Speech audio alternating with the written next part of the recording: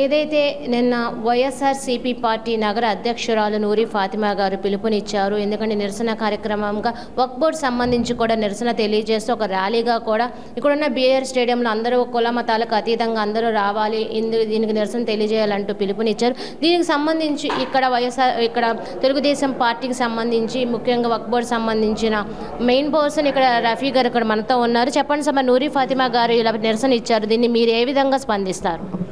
దీన్ని నేను కేవలం రాజకీయ స్వలాభం కోసం చేస్తున్నారని చెప్పి నేను చెప్పదలుచుకుంటున్నాను. ఎందుకంటే వక్ఫ్ చట్టం అనేది రాష్ట్రంలోనే కాదు దేశంలో చర్చనీయాంశంగా మారిన సందర్భం.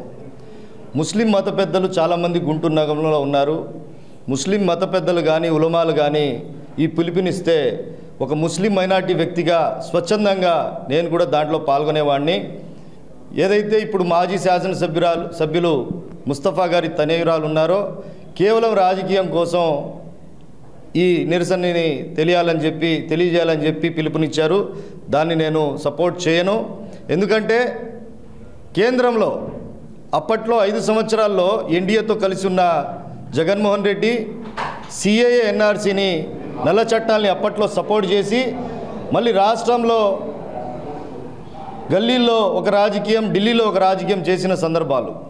అదేవిధంగా ట్రిపుల్ తలాక్ మీద అప్పుడున్న ఎన్డీఏ గవర్నమెంట్కి జగన్మోహన్ రెడ్డి సపోర్ట్ చేస్తా మళ్ళీ ఇక్కడికి వచ్చి ద్వంద్వ వైఖరి ముస్లిం మహిళల్ని మభ్యపెట్టే విధంగా నాటకాలు చేశారు. అదేవిధంగా రైతు చట్టాలని కూడా అప్పట్లో జగన్మోహన్ రెడ్డి సపోర్ట్ చేస్తా మళ్ళీ ఇక్కడ ఏమీ తెలియని నాటకాలు. ఇది నాటకాల పార్టీ వైఎస్ఆర్సీపీ అని చెప్పి నేను ఈ సభంగా తెలియజేస్తూ ఉన్నాను. ఇదే విధంగా ఏదైతే వక్ఫ్ సవరణ చట్టం మీద లోక్సభలో ఒక వైఖరి మా ఎంపీల చేత నేను వక్ఫ్ చట్టాన్ని రిజెక్ట్ చేస్తున్నానని చెప్తా నిన్న జరిగిన రాజ్యసభలో మోడీ గారిని భయపడి సపోర్ట్ చేసిన సందర్భాలు. జగన్మోహన్ రెడ్డి గారు ఈ దొంగ రాజకీయాలు, నాటక రాజకీయాలు మానుకోవాలని చెప్పి నేను తెలియజేస్తూ ఉన్నాను.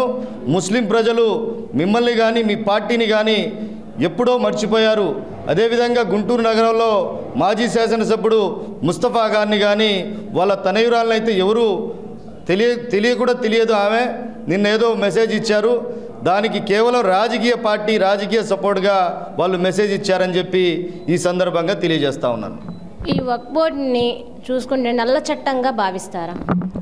నేను ఒక ముస్లిం మైనార్టీగా దీన్ని నల్ల చట్టంగానే భావిస్తా.